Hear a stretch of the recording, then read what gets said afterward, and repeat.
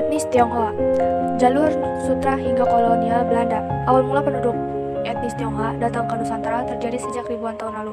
Tepatnya ketika abad keempat saat seorang agamawan asal Tiongkok bernama Fa Hsien mendokumentasikan perjalanannya dalam bentuk tulisan. Rute pelayarannya inilah menyeberangi Samudra Hindia dan menuju arah Nusantara. Di sana Fa Hsien kemudian berlabuh di Jawa yang merupakan bagian dari Nusantara. Jalur perjalanan hingga akhirnya mencapai Indonesia disebut jalur sutra atau jalur perdagangan yang dirintis mulai dari Xi'an, ibu kota provinsi Shanxi, Cina Tengah sampai ke Rusia, Utara, India, Afghanistan, Persia, dan berakhir di Lebanon. Penduduk Tionghoa dikenal akan kegigihannya melakukan perniagaan dan perdagangan yang melalui jalan itu merupakan penanda hubungan pertama orang-orang Tiongkok dengan dunia. Penduduk Tiongkok banyak yang akhirnya menetap di daerahnya berdagang termasuk di Indonesia.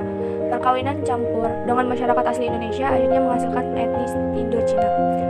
Ini juga cara yang dilakukan pemerintah kolonial Belanda dalam melakukan klasifikasi berdasarkan ras. Belanda membagi tipologi masyarakat di kawasan jajahan sebagai berikut. Ras bangsa Eropa pada umumnya orang Belanda. Bangsa Asia asing pada umumnya warga Tiongkok. Pribumi orang Indonesia asli. Penduduk Tiongkok pada masa pemerintahan kolonial Belanda tergerus oleh peraturan yang dibuat oleh para petinggi Belanda. Peraturan yang dibuat pemerintah kolonial yaitu Peraturan Westphalen-Stelsel, Peraturan Witwatersrand-Stelsel. Adapun konsep minoritas dari mayoritas yang digunakan pada pembahasan kelompok. Yang pertama, etnis mayoritas, kelompok budaya yang berperan dominan dalam mempengaruhi infrastruktur dalam sebuah negara. Yang kedua, etnis minoritas, kelompok etnis yang kekuasaan sosial dan politiknya kecil. Perjalanan panjang demi pengakuan ke Nusantara, etnis Tionghoa telah memberikan kontribusi lewat budaya, arsitektur, seni sastra yang diprediksi akan menuai sukses dalam perjalanannya di manapun mereka berdagang. Pada awal pertengahan abad ke-19, tumpuan utama bisnis etnis Tionghoa saat itu kalah bersaing dengan EIC atau usaha dagang milik Inggris. Pada 7 Oktober 1740, di mana lebih dari 500 warga Tionghoa dari berbagai penjuru berkumpul untuk melakukan penyerangan ke benteng Batavia dan memudar tatkala terjadi pergerakan dalam meraih kemerdekaan Republik Indonesia dari tangan penjajah. Walaupun begitu, etnisitas yang dimiliki justru membuat posisi warga Tionghoa kadang menjadi tidak menyenangkan bagi mereka. Pengklasifikasian pribumi dan non-pribumi menjadi awal mula jurang keterpisahan antara etnis Tionghoa dan pribumi, yang berperan dalam membangun stereotipe bagi pribumi dalam menilai etnis Tionghoa sebagai bukan bagian dari masyarakat Nusantara.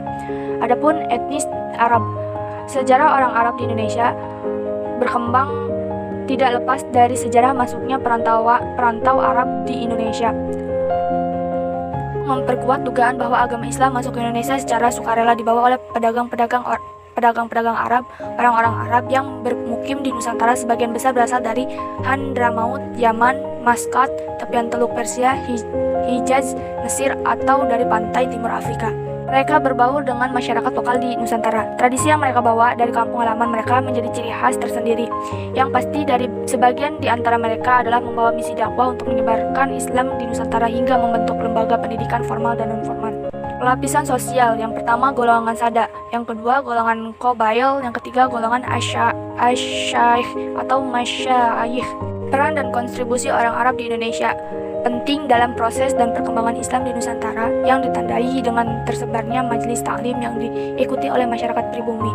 Kontribusi keagamaan orang Arab di Nusantara telah mendirikan madrasah dan pesantren, membangun masjid. Bahasa Arab sudah dipelajari di sekolah-sekolah dan non-pemerintahan seperti madrasah, pesantren, atau lembaga khusus sosial. Orang-orang Arab memperkenalkan Islam yang mana agama Islam mengajarkan toleransi dan persamaan derajat di antara sesama manusia.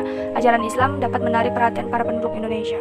Politik, peran orang Arab dalam politik dimulai dengan berdirinya PAI, Partai Persatuan Arab Indonesia. Pendidikan terdiri dari Jamiat Khair, Jamiyah Al-Islah wa Al-Irsyad Al-Rabiyah, merupakan wujud dari pengabdian masyarakat Arab di dunia pendidikan Islam di Nusantara dan memperluas pusat perhatiannya pada permasalahan umum di Indonesia. Pangan, bisnis, perdagangan, dan jasa Arab dalam ekonomi Nusantara.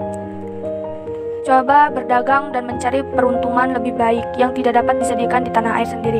Masyarakat Arab di Nusantara Juga pada umumnya sebagian besar dari mereka adalah pedagang. L.W.C. van der Burg mendeskripsikan pola yang khas di akhir abad ke-19, yakni pendatang baru Arab di Indonesia akan bekerja sebagai asisten toko atau pedagang kecil atas nama suatu sanak keluarga atau kenalan yang telah menjadi penduduk di daerah jajahan. Masyarakat Arab di Nusantara dikenal sebagai sosok pedagang dan pekerja keras, yang bisa dikatakan bahwa komunitas ini merupakan salah satu pesaing kuat golongan Cina dalam menguasai pasar apapun. Kedatangannya mereka lebih banyak berdagang rempah-rempah dan persewaan properti. Namun sering waktu banyak pula masyarakat Arab yang menekuni bidang-bidang lainnya, terutama garmen atau mebel. Pada abad ke-19, puncak perdagangan masyarakat Arab di Nusantara memiliki hubungan dagang dengan Maskat dan Mekah. Hanya menguasai pasar-pasar besar, wilayah perdagangan mereka bahkan menembus desa-desa hingga pernah mendapat larangan dari pemerintah kolonial bagi orang Arab untuk berdagang di pedesaan. Komoditi utama dalam perdagangan Arab adalah cita katun atau bas dan katun India kumashi yang diimpor dari Eropa. Komoditi yang kedua adalah berlian dan batu permata lainnya. Komoditi ketiga diduduki beraneka komoditi impor dari Eropa, barang-barang dari emas dan perak, arloji, makanan, dan diawetkan barang-barang dari logam dan sebagainya. Pelayaran juga bisa disebut sebagai salah satu sarana kehidupan masyarakat Arab. Sangat sedikit orang Arab menjadi kelasi, nahkoda, mu'illim, dan kerani. Kapal-kapal besar memang orang Arab, namun awak yang selebihnya terdiri dari pelaut pribumi. Usaha pelayaran itu terus maju. Perdagangan dan kemakmuran kaum pribumi berkembang berkat konsolidasi dominasi Eropa, mencapai masa gemilang antara tahun 1845 sampai 1855. Relasi bisnis pemerintah kolonial Tionghoa dan pribumi yang besar dari golongan Arab di Nusantara adalah Batavia, Semarang, Surabaya, dan Singapura. Itulah mereka membeli barang dalam jumlah besar atau kecil, komoditi impor. Pola hidup perdagangan Arab ini kemungkinan terpelihara dengan baik sampai abad ke-20. Kontak usaha dagang bersama di antara masyarakat Arab lazimnya dilakukan secara lisan, dan modal yang ditanamkan dalam setiap perusahaan selalu sangat kecil. Kekurangan modal merupakan kelemahan terbesar dalam perdagangan Arab. Kelemahan itu ditambah dengan mudahnya rumah-rumah dagang Eropa memberikan kredit kepada siapapun yang mengenakan sorban. Yang cukup khas dapat diketahui bahwa di Hadramaut tidak ada buku catatan yang teratur, dan tentu saja di sana tidak dikenal rekening orang yang digunakan dalam perdagangan Eropa. Terima kasih.